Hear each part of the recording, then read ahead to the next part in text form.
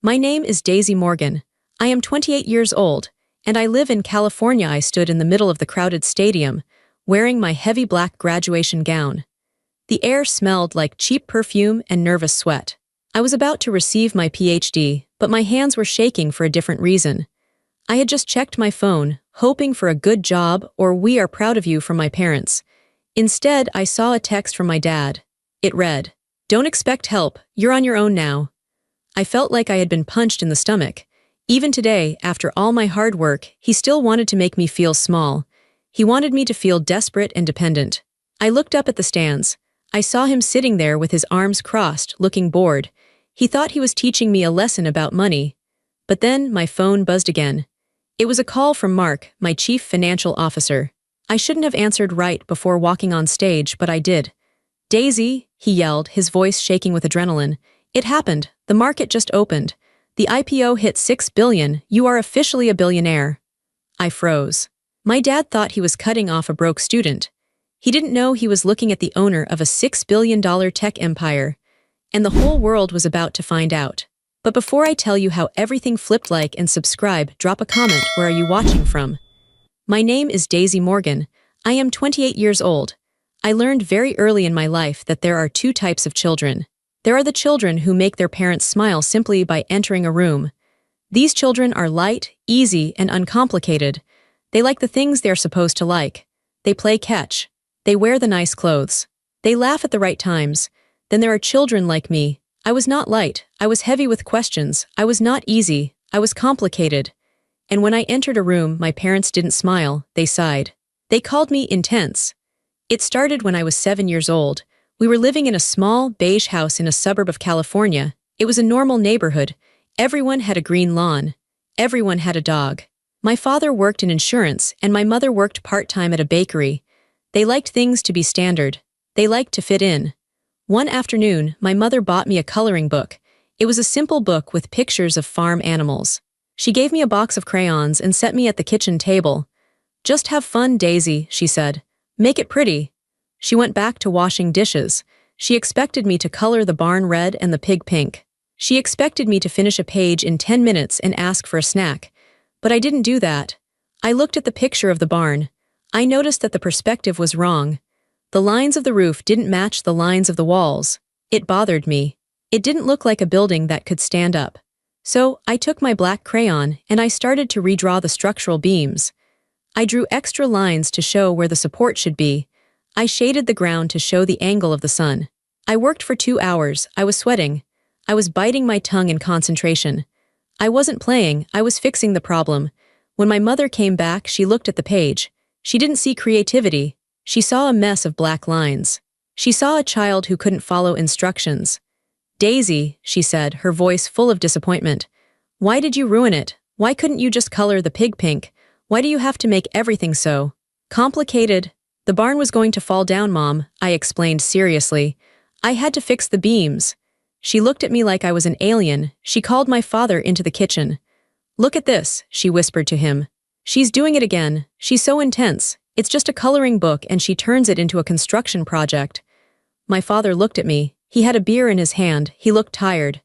"Daisy, relax," he said. "Stop thinking so much. Kids are supposed to have fun. You act like a little old lady." That was the theme of my childhood. Stop thinking, just be normal. As I got older, the gap between us grew wider. In middle school, I became obsessed with mathematics. To me, numbers were a language. They were safer than people. People lied. People said one thing and meant another. But numbers were honest. 2 plus 2 was always 4. It never changed its mind. It never judged you. I spent my allowance on graph paper and calculators. I spent my recess time in the library, reading books about coding and early computer systems. My parents hated it. They wanted a daughter who was popular. They wanted a daughter who was invited to sleepovers. They wanted a cheerleader. I remember the day of my 8th grade talent show. My cousin, Sarah, was staying with us. Sarah was everything my parents wanted. She was bubbly, blonde, and she laughed at all my dad's jokes. For the talent show, Sarah was going to sing a pop song. I was going to demonstrate a robot I had built out of spare parts from the garage. It could move forward and pick up a soda can. Before we left the house, my mom pulled me aside. She fixed my collar, tugging it hard. "Daisy," she said, "Are you sure you want to do this robot thing?" "Yes," I said. "It works, Mom. I programmed the sensor myself." "It's just," she paused, looking for the right words. "It's a little weird, honey. The other girls are dancing or singing. You're going to be up there with a machine. People might laugh. Boys don't like girls who are smarter than them. You don't want to be the brainy girl forever, do you?" "I don't care about boys," I said. "I care about the robot." She sighed. It was that same heavy sigh. "You're so difficult. We just want you to be happy, Daisy, but you make it so hard to relate to you." At the show, Sarah sang her song. She was off-key, but she smiled and waved. The audience clapped loudly. My parents cheered. My dad whistled and gave her a standing ovation. Then it was my turn. I put my robot on the stage. I was nervous. I explained how the sensor worked. I pressed the button. The robot moved. It picked up the can. The audience was quiet. A few people clapped politely. It wasn't exciting to them. It was just nerdy. I looked at my parents in the second row. My dad was checking his watch. My mom was looking at her fingernails. They weren't watching me. They were enduring me. They were waiting for it to be over so they could go home and tell Sarah how great she was. That moment broke something inside me. I realized that no matter what I achieved, it wouldn't count. To them, my achievements were just evidence of my strangeness. If I won a math competition, they hid the trophy. If I got an A+ in physics, they asked why I got a B in gym class.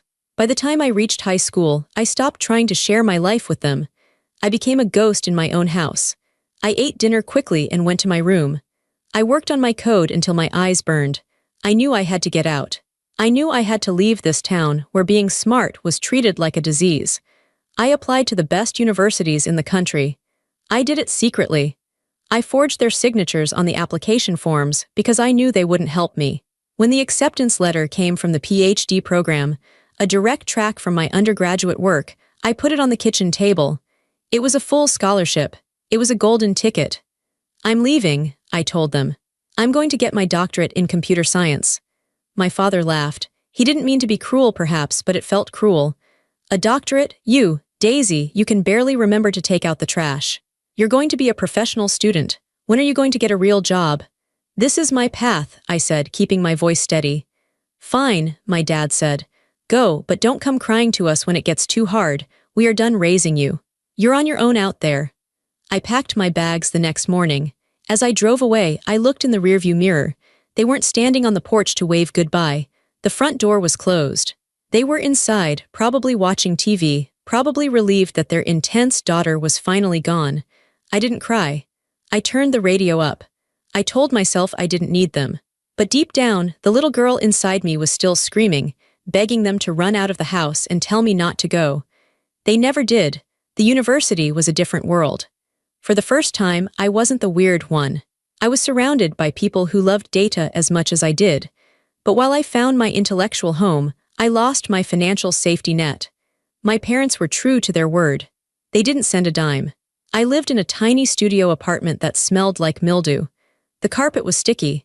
The heater made a banging noise all night. I didn't have a car. I walked everywhere, even in the rain. I ate instant noodles 5 nights a week. My shoes had holes in the soles, and I put cardboard inside them to keep my socks dry. But I didn't care. I was free. And I was building something. During the day, I was a research assistant. I taught classes to bored freshmen. I graded papers. I smiled at professors and acted like a dutiful student. But at night, the real work happened. I had discovered a flaw in how data was transferred between cloud servers. It was a technical thing, boring to explain, but I knew that if I could fix it, it would save tech companies billions of dollars. I started writing a new code. I called it the Morgan compression. I worked like a woman possessed. My social life was zero. I didn't go to parties. I didn't date. I sat in the dark, typing. My back ached. My eyes watered. But every time I compiled the code and it worked, I felt a rush of power that I had never felt before. Then I met Mark. Mark was an MBA student. He was loud, aggressive, and wore suits to class. He was everything I wasn't. We met in a coffee shop when he spilled his latte on my laptop. He apologized, we started talking, and I showed him what I was working on. He stared at my screen for a long time, then he looked at me. "Daisy," he said, serious. "Do you know what this is?" "It's a compression algorithm," I said. "No," he said. "This is a gold mine. This is the foundation of a billion-dollar company. We need to incorporate now." We became partners. Mark handled the business, the investors, the legal paperwork. I handled the tech. We built the company in secret. We couldn't let the university know because of intellectual property rules. We met in basements. We met in diners at 2 a.m. By my third year of the PhD program, we had secured our first angel investor. He wrote us a check for $500,000. I remember staring at that check. It was more money than my parents had made in their entire lives. My first instinct was to call them. I picked up the phone. I wanted to scream, "Look, I did it, I'm not a failure." But I stopped. I heard my mother's voice in my head. "It's just a gamble, Daisy, you're dreaming. It's not real money." I knew they wouldn't understand. They would tell me to give it back. They would tell me I was going to jail. They would ruin the moment, so I didn't tell them. I kept the secret. But I couldn't stop loving them. That is the curse of a daughter. No matter how much they hurt you, you want to take care of them. I knew things were bad at home. My dad's insurance sales were down. My mom's arthritis was getting worse, and she couldn't work as many hours at the bakery. They were drowning in debt. I decided to help them, but I had to do it in a way that wouldn't bruise their ego. They would never accept money from their student daughter. It would shame them, so I became their invisible savior. I used my share of the investor money. I hired a private accountant to handle it. When their car broke down and they needed a new transmission, a $3,000 repair they couldn't afford, I called the mechanic shop. I paid the bill over the phone. I told the mechanic to tell them, it was a warranty error, the manufacturer covered it. My dad called me that night, sounding triumphant. "Daisy, you won't believe my luck. I talked that mechanic into fixing the car for free. I really gave him a piece of my mind. That's how you handle business." "That's great, Dad," I said, sitting in my cold apartment, smiling sadly. "You're really good at that." When their mortgage was 3 months behind and the bank threatened foreclosure, I stepped in. I bought the debt through a shell company and marked it as current. When my mom needed dental surgery, I paid the clinic anonymously. They thought it was a clerical error in their favor. Over 3 years, I funneled nearly $200,000 into their lives. I saved their credit score. I saved their house. I saved their dignity. And they never knew. In fact, they continued to treat me like the poor one. "We're worried about you, Daisy," my mom would say on the phone. "When are you going to finish this school nonsense? You're almost 30, you have no savings, you have no house. Look at your cousin Sarah, she just bought a beautiful condo. She's an assistant manager at the retail store now." "I'm doing okay, Mom," I would say. "I have everything I need." "You have nothing," she would snap. "You're scraping by. It's embarrassing to tell people my daughter is still a student. Everyone asks what you do and I have to say she's studying. It sounds lazy." It hurt. It hurt so much physically. I wanted to yell, "I own the mortgage on your house. I paid for the teeth in your mouth. I am the CEO of a tech startup." But I swallowed the words. I told myself I was waiting for the big reveal. I was waiting for the IPO. When the company went public, everything would be undeniable. They would see my face on the news. They would see the stock price.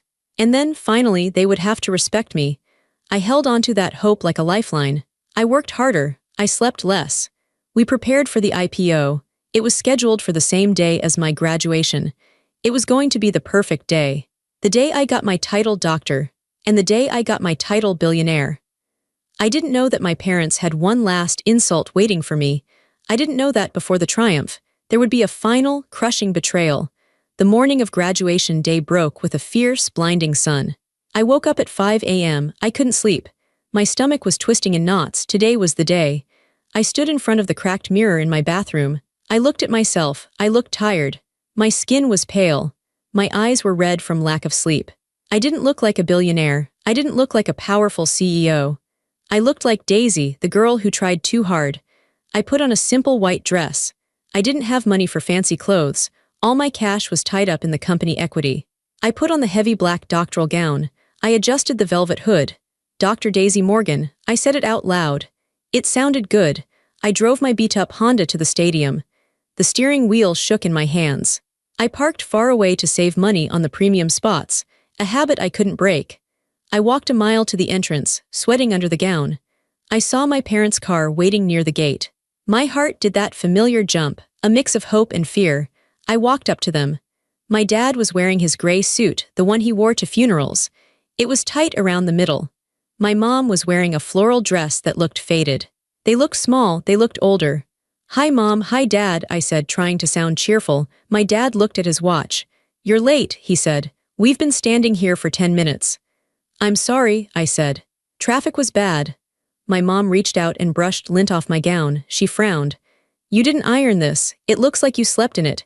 Daisy, why can't you ever look polished?" "Sarah is coming today and she looks like a movie star." "Sarah is coming?" I asked. I felt a pit in my stomach. Of course, they brought Sarah. "She wanted to support you," my mom said. "Even though she thinks this degree is a waste of time, too." We walked toward the stadium. The conversation was strained. I tried to tell them about the ceremony. "I'm sitting in the front row," I said. "I'm receiving a special commendation for my research." "That's nice," my dad grunted. "Does the commendation come with a check? Because if not, it doesn't matter." He stopped walking and turned to me. His face was serious. "Listen, Daisy. We need to talk about what happens after today. We're going to a nice lunch with Sarah afterwards. You can come, but you'll have to pay for your own meal. We can't afford to feed you anymore." I blinked. "Dad, it's my graduation. I can pay, that's fine."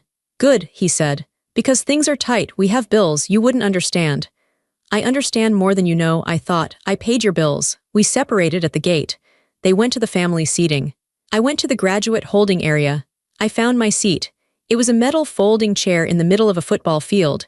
The sun was beating down. Thousands of students were buzzing with excitement. I felt alone. I sat there, clutching my phone. I was waiting for Mark. The stock market opened at 9:30 a.m. Graduation started at 10 a.m. The timing was tight. Mark had texted me 10 minutes ago. "Pre-market trading is insane. Demand is off the charts. Get ready." I was nervous about the money, yes. But I was more nervous about my parents. I kept looking up at the stands, trying to find them in the sea of people. I wanted to see them waving. I wanted to see them smiling. Then my phone buzzed. It wasn't Mark, it was a text from Dad. My heart hammered. Maybe he felt bad about the lunch comment. Maybe he was texting to say good luck down there. I opened the message. The words were stark against the white screen. There were no emojis. No "love Dad," just cold, hard text. "Daisy, your mother and I have been talking while waiting. We need to be clear. Now that you have this degree, you are cut off. Completely. Don't think you can move back into your old room. We turned it into a sewing room for your mother. And don't ask for money to pay your rent while you look for a job. We have our own lives. You chose to play scientist for 10 years. Now you deal with the real world. Don't expect help. You're on your own." I read it twice. The air left my lungs. It wasn't just the refusal of money. I didn't need their money. It was the timing. It was the malice. They sent this text minutes before I walked on stage. They wanted to destabilize me. They wanted to make sure I felt insecure. They wanted to remind me that I was a burden to them. I looked up at the blurred crowd. I felt tears hot and stinging in my eyes. "You're on your own." The phrase echoed in my head. They had no idea. They had absolutely no idea that they were cutting off the very person who had been keeping them afloat.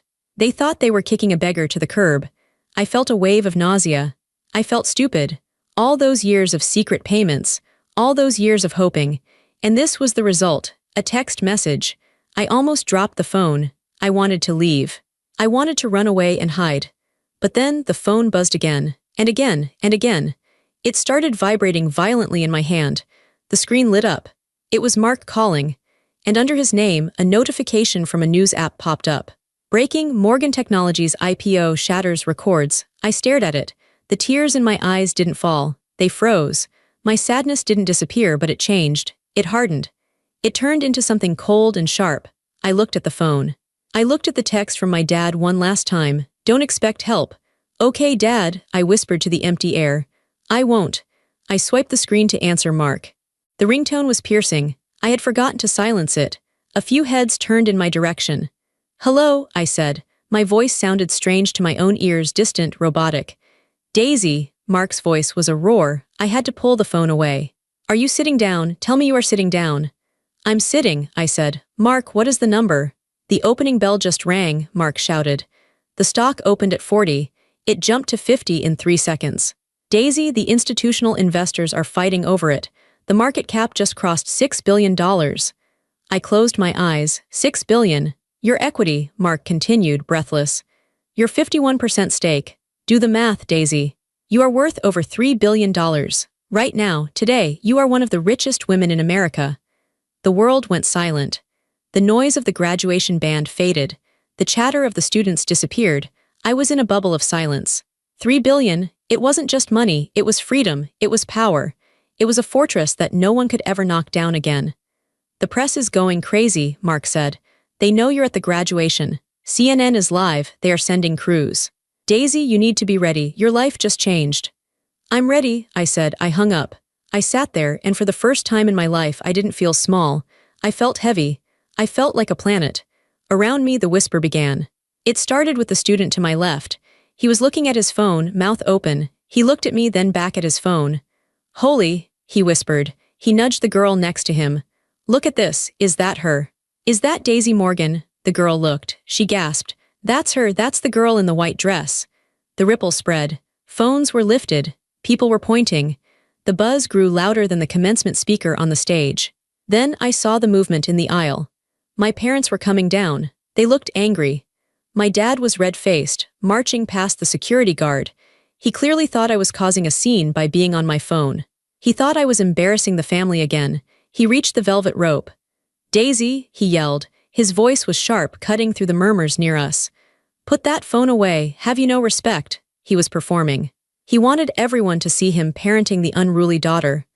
I sent you a text, he shouted. Did you read it? You need to grow up. Stop playing games on your phone and pay attention. The student next to me stood up. He was a tall guy with glasses. He looked at my dad. Sir, the student said, you might want to shut up. My dad stopped, stunned. Excuse me, who are you? She's not playing games, the student said, holding up his phone screen. She just made $3 billion. My dad blinked. He looked at the student, then at me. What kind of joke is this? It's not a joke, Dad, I said. I stood up. I walked toward the rope. I didn't look down. I looked him right in the eyes. It's real, I said. Before he could answer, the chaos arrived. A news crew, local affiliates who had been nearby, sprinted onto the field. They ignored the security. They ignored the university president. They ran straight for the girl in the wrinkled gown. A camera was shoved in my face. A microphone was thrust forward. Daisy Morgan, Daisy, the reporter was breathless. Can we get a comment? Morgan Tech is officially the highest valued tech IPO of the year. How does it feel to be the youngest female billionaire in the state? The flash of the camera blinded me for a second. My mother let out a small, strangled sound. She grabbed my father's arm to steady herself. Billionaire, she whispered. Daisy. My father looked like he had been slapped. His mouth hung open. He looked at the reporter, then at me. He looked at my wrinkled gown. He looked at his own cheap suit. The realization hit him. I saw it happen. I saw the gears turn in his head. The lesson he tried to teach me with that text message. The $200,000 I had secretly given them. The way they had mocked me for years. It all crashed down on him. Daisy, he stammered. His voice was weak. We didn't know. You didn't ask, I said simply. The reporter pushed the microphone closer. Miss Morgan, your parents are here. They must be so proud. Did they help you build this empire? The camera panned to my dad. He straightened up immediately. He put on a fake smile, the same smile he used for clients. He was ready to take credit. He was ready to say, yes, we supported her all along. I looked at him. I saw the hope in his eyes. He wanted me to save him. He wanted me to lie for him. I leaned into the microphone. The stadium was dead silent. Everyone was waiting. No, I said clearly. My voice echoed over the loudspeakers. They didn't help. I built this alone. In fact, my father just texted me 10 minutes ago to tell me I was on my own. The camera zoomed in on my father's face. His fake smile crumbled. He looked naked in front of the world. He looked small. And he was right, I said, turning back to the camera. I am on my own, and I've never been stronger. I turned my back on them. I walked back to my seat. And as I sat down, the applause started. Not from my parents, but from the thousands of strangers who saw the truth. It started slow, then it became a roar. I took a deep breath. The air smelled sweet. I was finally free. The moments after I spoke into the microphone were a blur of noise and flashing lights. But for me, the world had narrowed down to the 3 feet of space between me and my parents. The crowd behind me was cheering. It was a surreal sound. Thousands of strangers clapping for my success, while the 2 people who gave me life stood there looking like they were attending a funeral. My father's face had gone from red to a sickly shade of gray. My mother was gripping her handbag so tightly her knuckles were white. Security guards, Big men in yellow jackets were starting to push back the press. They were creating a circle around us. It was a bubble of protection, but inside that bubble the air was toxic. "Daisy," my father said again. His voice wasn't booming anymore. It was thin. It sounded like paper tearing. "What? What did you just say?" He wasn't asking about the money. He was asking about what I told the reporter. He was asking about the truth I had just spilled on national television. "I told them the truth, Dad," I said. I stood straight. My gown was heavy, but I didn't feel the weight anymore. "You told me I was on my own, I just confirmed it." "But," he looked around at the students staring at us. He lowered his voice to a hiss. "You humiliated us. In front of everyone. How could you do that, after everything we've done for you?" I felt a laugh bubble up in my chest. It wasn't a happy laugh, it was sharp and cold. "Everything you've done for me," I repeated. "Dad, 10 minutes ago you sent me a text message cutting me off. You told me not to expect help. You told me I was going to be poor because I chose to be a scientist. Do you remember that?" That was just a lesson," he stammered. He wiped sweat from his upper lip. "I was trying to motivate you. I was trying to make you tough. The world is hard, Daisy. I wanted you to be ready." "I am ready," I said. "I'm so ready that I built a $6 billion company while you were busy comparing me to cousin Sarah." My mother stepped forward. Her eyes were wide, darting between me and the security guards. She looked terrified, but I could also see the gears turning in her head. She was doing the math. "Daisy," she said, her voice shaking. "Is it true, the number the man on the phone said? 3 billion. Is that real money?" "It's equity, Mom," I said. "But yes, it's real. I own 51% of the company." She let out a breath. Her hand reached out to touch my arm, but I took a step back. I didn't want her to touch me. Not yet, not while the sting of their rejection was still so fresh. "Oh, honey," she said, and her tone changed instantly. It went from the critical, nagging tone she had used in the parking lot to a soft, wheedling voice. "We didn't know. Why didn't you tell us? We would have supported you. We would have been your biggest cheerleaders." "You had 28 years to be my cheerleaders," I said softly. "You didn't need to know I was rich to be proud of me. You should have been proud of me when I won the coding competition in high school. You should have been proud of me when I got the scholarship. You should have been proud of me just for working hard." "We were proud," my dad lied. He was regaining some of his bluster now. We express it differently. We wanted you to be practical. We were worried about you starving in some basement." "Worried about me starving?" I looked at him. "Dad, who do you think paid for the new roof on the house last year?" He blinked. "What? The roof," I said. "The new shingles. The contractor said it cost $12,000. "Who paid for it?" "That was a state grant," my dad said confidently. "I applied for a senior citizen grant. The contractor said we qualified." I shook my head. I pulled my phone out of my pocket. My hands were steady. I opened my banking app. I scrolled back through the history. "Look," I said. I held the screen up to his face. "What is this?" he asked, squinting at the screen. "That is a wire transfer," I said. $12,000.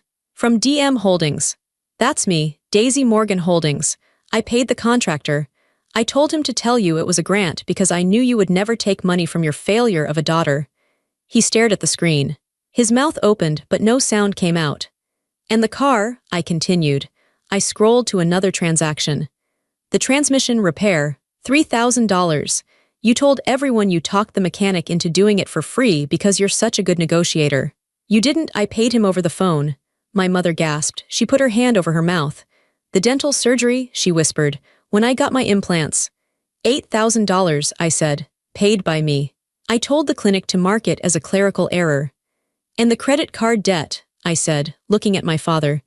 "The $20,000 that magically disappeared from your balance 2 years ago. You thought the bank made a mistake and forgot to collect. They didn't. I bought the debt and forgave it." I listed them all. Every secret payment. Every time I had saved them from ruin while eating instant noodles in my cold apartment. Every time I had acted like their guardian angel while they treated me like a disappointment. "I have spent nearly $200,000 keeping you two afloat," I said. My voice was calm, but the words hit them like stones. "I did it because I loved you. I did it because I wanted you to be safe. And while I was doing that, you were telling cousin Sarah how much better she was than me because she was an assistant manager at a retail store." My father looked like he was going to be sick. The narrative he had built for his whole life, that he was the provider, the strong one, the one who had to teach me about the real world, was crumbling. He wasn't the provider. He wasn't the strong one. I was. He looked at the phone screen, then at my face. He saw the tired lines under my eyes. He saw the determination in my jaw. For the first time, he didn't see a child. He saw a stranger. A powerful, terrifying stranger who happened to be his daughter. You, he whispered, you did all that? Yes, I said. And I never asked for a thank you. I never asked for credit. All I wanted was for you to be nice to me, just nice. And you couldn't even do that. You couldn't even wait until the ceremony was over to text me that I was a burden. The crowd around us had gone silent. The students near the rope were listening. They had heard about the payments. I saw a girl wiping tears from her eyes. My mother was crying now. Silent, shocked tears. She looked at her shoes. We thought you were broke, she sobbed. We thought you were wasting your life. I was building a life, I corrected her. You just didn't bother to look at it. The security guard stepped closer. Miss Morgan, he said respectfully, the press is getting aggressive. We need to move you to a secure location. We have a tent set up for VIPs. Your family can come. I looked at my parents. They looked broken. Part of me wanted to leave them there in the crowd. Part of me wanted to walk away and never look back, but I wasn't them. I wasn't cruel. Come on, I said to them. Follow me. I turned and walked toward the VIP tent. My head was high. My parents followed behind me, heads bowed, like two people marching to a sentencing. The walk to the VIP tent was a gauntlet. The news had spread fast. It wasn't just the local news anymore. The big networks had helicopters circling overhead. The sound of the chopper blades chopping the air made everything feel like an action movie. I walked in the middle of a diamond formation of security guards. My parents stumbled along behind me. They were not used to this. They were used to the quiet suburbs. They were terrified of the noise, the shouting, the aggression of the paparazzi. Daisy, over here, just one photo. Miss Morgan, is it true you're self-made? Mr. Morgan, how does it feel to be the father of a billionaire? A reporter with a frantic look in his eyes broke through the line. He shoved a microphone right into my father's face. Sir, the reporter yelled, did you know about the company? Did you invest early? People are saying this is the greatest American success story since Steve Jobs.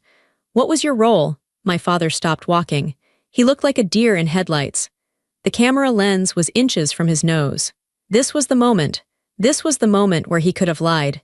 He could have said, yes, we always knew she was special. We nurtured her genius. It's what most parents would do. It's what he wanted to do. I could see the instinct in his eyes. He wanted to save face. But then he looked at me. I was standing a few feet ahead watching him. I wasn't smiling. I was just watching. He knew that if he lied, I would correct him. He knew I had the receipts. He knew I had the power now. He slumped. His shoulders collapsed. He looked into the camera, and for the first time in his life, his ego completely vanished. He croaked. He cleared his throat. I didn't do anything. I didn't know. You didn't know, the reporter pressed. But surely you recognized her talent. She's a genius coder. Did you buy her first computer? My father flinched. I remembered my first computer. I had bought it myself with money I earned mowing lawns and cleaning gutters when I was 14. My dad had complained that the computer used too much electricity. No, my father whispered. I told her to play outside. What about tuition? The reporter asked. Did you fund her research? No, my father said. He looked down at the grass. She got a scholarship, we didn't pay for school. The reporter looked confused. So she did this entirely without family support, while you were, where? We were at home, my father said. His voice was so quiet the reporter had to lean in. We were at home waiting for her to get a real job. The reporter pulled the microphone back. He looked at the camera with a stunned expression. There you have it, folks. A truly self-made story. Daisy Morgan, built from nothing, with zero support from the family standing right here. My mother let out a sob. She covered her face with her hands. The cameras captured it all. They captured the shame. They captured the regret. It was a public humbling. It was the kind of exposure my parents feared more than anything. They cared so much about what the neighbors thought. They cared so much about appearance. And now the whole world was seeing them as the neglectful, short-sighted parents they were. I didn't feel triumphant. I didn't feel happy to see them in pain. I felt a deep, heavy sadness. It didn't have to be this way. This moment could have been a celebration. We could have been hugging. They could have been laughing, saying, we knew it, we knew she could do it. But they had chosen their path. They had chosen to dismiss me every single day for 20 years. And now they had to walk that path while the whole world watched. "Let's go," I said to the guards. "Get them out of here." We pushed through the last of the crowd and entered the VIP tent. The flap closed behind us, cutting off the noise of the helicopters and the shouting. The silence in the tent was sudden and ringing. It smelled like canvas and cut grass. There was a table with water bottles and a few chairs. I walked to a chair and sat down. My legs were shaking. The adrenaline was wearing off, leaving me feeling hollow. My parents stood near the entrance. They didn't sit. They looked like naughty children waiting for the principal. My mother was wiping her eyes with a tissue she found in her purse. My father was staring at the floor, his hands clasping and unclasping. We stayed like that for a long time. Just the sound of my mother's sniffles and the distant hum of the crowd outside. I opened a bottle of water and took a drink. My throat was dry. "Sit down," I said. They sat. They sat on the edge of the chairs, stiff and uncomfortable. "So," I said. I looked at them. "Now you know." "Daisy," my mom started. Her voice was trembling. We are just in shock. It's too much to take in." "I know," I said. "It's a lot." "Why didn't you tell us?" she asked again. "Why did you keep it a secret?" "Because you would have laughed," I said simply. "We wouldn't have," she began. "Yes, you would have," I cut her off. "Mom, be honest. If I had told you 2 years ago that I was building a billion-dollar company in my dorm room, what would you have said? You would have told me I was crazy. You would have told me to focus on my classes. You would have told me to be more like Sarah." She opened her mouth to argue, but then she closed it. She knew I was right. She looked down at her hands. "And," I added, "if I had told you about the money, if I had told you I had access to investor funds, you would have asked for it." My father looked up sharply. "We never asked you for money." "You didn't have to," I said. "I gave it to you anyway. But if you knew I had it, if you knew there was a pot of gold, you would have guilted me. You would have told me I owed it to the family. You would have made me feel like a bad daughter if I didn't buy you a new house immediately." My father rubbed his face with his hands. He looked old. The arrogance was gone. "Is that what you think of us, that we are just leeches?" "I think you are people who were scared," I said. "And because you were scared of being poor, you tried to make me scared too." "But I wasn't scared, Dad. I was busy." He looked at me for a long time. I saw his eyes fill with tears. I had never seen my father cry. Not once. Not when his parents died. Not when he lost his job 10 years ago. He was a stone, but the stone was cracking. The tent felt small. The air was thick with things unsaid. My father took a deep, shuddering breath. He leaned forward, resting his elbows on his knees. He looked at his hands that had worked hard, yes, but hands that had never held mine when I needed it. "I was jealous," he said. The words were so quiet I almost didn't hear them. "What?" I asked. "I was jealous," he said louder. He looked up at me. His eyes were red. "Daisy, I was a C student. I barely graduated high school. I worked in insurance because it was safe. I never took a risk in my life." He paused, struggling to get the words out. "When you were little, when you were drawing those complex things, when you were fixing the computer, it scared me. You were so smart. You were smarter than me by the time you were 10. And it made me feel stupid." I stared at him. I had always thought he dismissed me because he thought I was weird. I never thought he was intimidated. "I wanted you to be normal," he continued, tears spilling onto his cheeks, "because I understood normal. I could be a father to a normal girl. I could teach her how to throw a ball. I could help her with her homework. But you didn't need my help. You were flying, and I was stuck on the ground, so I tried to pull you down." He covered his face with his hands and sobbed. It was a guttural, ugly sound. "I tried to pull you down so I wouldn't feel so small. And I convinced myself I was doing it for your own good. I told myself I was teaching you humility, but I was just breaking you." My mother reached out and touched his shoulder. She was crying too. She looked at me. "And she whispered, I just wanted to fit in with the other mothers. They all talked about dance class and prom dresses. I didn't know how to talk about robots. I didn't know how to brag about a daughter who sat in the dark writing code. I felt left out, so I pushed you to be like Sarah. I wanted the easy daughter. I wanted the daughter who made me look good to the neighbors." She shook her head. "We were so selfish. We were so incredibly selfish." I sat there, frozen. I had waited my whole life for an apology. I had rehearsed this conversation in my head 1,000 times. In my imagination, I would scream at them. I would throw a table. I would make them beg. But now that it was happening, I didn't feel angry. I felt a strange sense of relief. The monster wasn't a monster. The monster was just 2 insecure people who didn't know how to raise a child who was different. "You hurt me," I said. My voice was steady.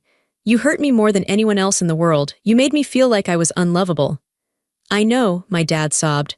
I know, and I can't fix it. I can't take back the last 20 years. I can't take back that text I sent this morning. God, that text. I will regret that for the rest of my life. You should, I said. It was cruel. I'm sorry, he said. He looked at me, his face wet with tears. Daisy, I am so sorry. Not because you're rich. I don't care about the money right now. I'm sorry because I missed it. I missed knowing you. I missed seeing my own daughter grow up. My mother nodded. We are so proud of you, Daisy. And we are so ashamed of ourselves. It was the first time they had ever said those words. We are ashamed. I looked at them. They looked small and pathetic. They weren't the giants who controlled my happiness anymore. They were just two old people sitting in a tent. I stood up. I walked over to them. I didn't hug them. I wasn't ready for that. But I put my hand on my father's shoulder. I accept your apology, I said. He grabbed my hand and squeezed it. He held on like a drowning man. But, I said, pulling my hand back gently, things are going to be different now. I'm not the little girl you can lecture anymore. And I'm not the secret bank account you can drain. If you want to be in my life, it's going to be on my terms. Anything, my dad said. Anything you want. We'll see, I said. The flap of the tent opened. A security guard poked his head in. Miss Morgan, the limousine is here to take you to the press conference, and your CFO is on the line again. I nodded. I'm coming. I looked at my parents. You can take the limo with me. Or you can take your car home. My dad stood up. He wiped his face with his sleeve. He looked at me with a newfound respect, fear mixed with awe. We'll follow you, he said humble. We don't want to intrude, we'll be there if you need us. Okay, I said. I turned and walked out of the tent. I stepped back into the sunlight. The cameras started flashing again, but I didn't blink. The weeks following graduation were a whirlwind. My face was on the cover of Forbes. I was interviewed by Oprah. I rang the opening bell at the stock exchange. But the real change happened in the quiet moments with my family. We had a dinner 2 weeks later. I invited them to a restaurant, a nice one but not too flashy. I didn't want to overwhelm them. When I walked in, they were already seated. They stood up when they saw me. That was new. My father pulled out my chair. That was definitely new. Hi, Daisy, my mom said. She looked nervous. She was wearing a new dress, one that I knew she bought with her own money because she was terrified of asking me for anything. Hi, Mom, I said. We sat down. The waiter came over and treated me like royalty. He knew who I was. My parents watched this interaction with wide eyes. When the waiter left, I put my hands on the table. Okay, I said. Let's talk about the rules. Rules, my dad asked. Yes, I said. I want to have a relationship with you. You are my parents. But the dynamic we had before, the one where you criticize me and I pay your bills in secret, that is over. They nodded quickly. Of course, my dad said. First, I said, no more comparisons. I never want to hear the name Cousin Sarah again unless she is actually in the room. I don't care about her job. I don't care about her condo. If you compare me to her or anyone else, I will leave the dinner. Immediately. Understood, my mom said softly. We won't mention her. Second, I continued. I'm going to pay off your mortgage officially. I'm going to set up a retirement fund for you. My dad started to protest. Daisy, no, we can't accept. Stop, I held up a hand. I'm doing it because I can. And because I don't want you to worry. But here is the condition. You never, ever give me advice on money again. You don't tell me how to spend it. You don't tell me I'm being reckless. You respect that I know what I'm doing. If you start lecturing me about pennies, the funding stops. My dad swallowed hard. It was a complete reversal of roles. He was the child now, and I was the provider setting the allowance rules.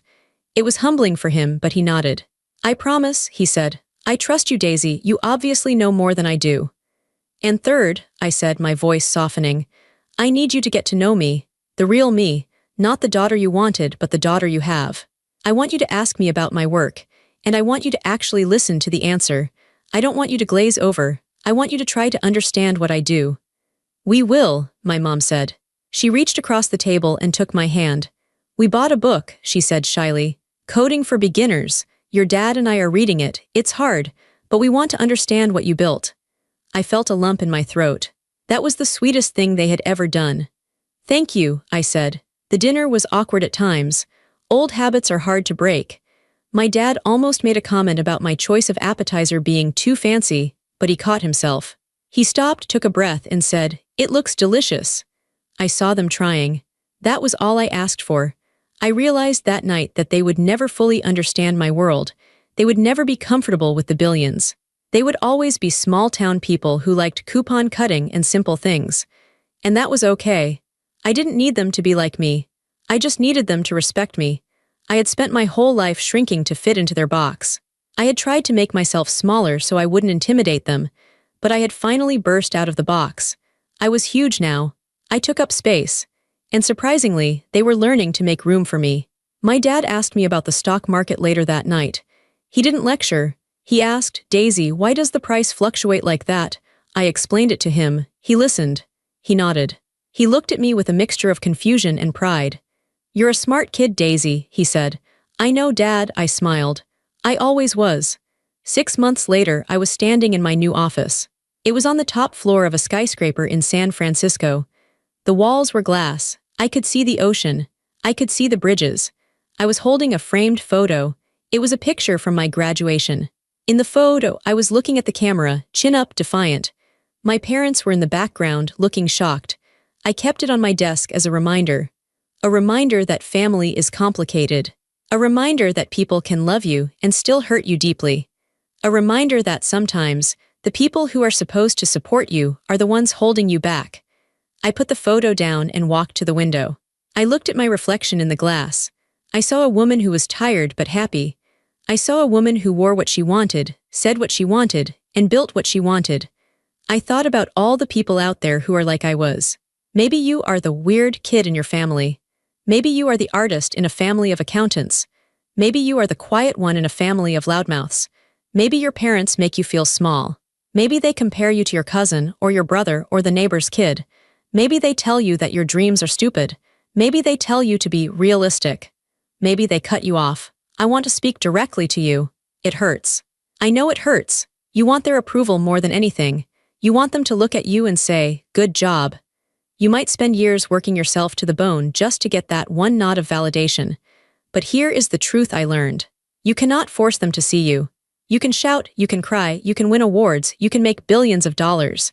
And sometimes they still won't see you. My parents finally saw me, but only because I forced them to look. Only because the rest of the world screamed it at them. And even now, their understanding is imperfect. So don't wait for them. Don't wait for their permission to be great. Don't wait for their applause to follow your passion. If I had listened to my father, I would be working a job I hated, living in a town I outgrew, trying to be a person I am not. I would have been normal. And I would have been miserable. Instead, I chose to be intense. I chose to be difficult. I chose to be myself. It cost me years of loneliness. It cost me a lot of tears. But standing here, looking at the empire I built with my own 2 hands, I can tell you one thing for sure. The view is worth it. If your family underestimates you, let them. Let them doubt. Let them gossip. Let them send their cruel texts. You just keep working. You just keep building. You just keep coding or painting or writing or whatever it is that sets your soul on fire. Because one day, the results will speak so loudly that no one can interrupt them. One day, you will stand on your own stage. And you won't need them to clap for you, because you will know, deep in your bones, that you are enough. I am Daisy Morgan. I am a scientist. I am a billionaire. And I am finally, truly free. I turned away from the window, walked back to my desk, and went back to work.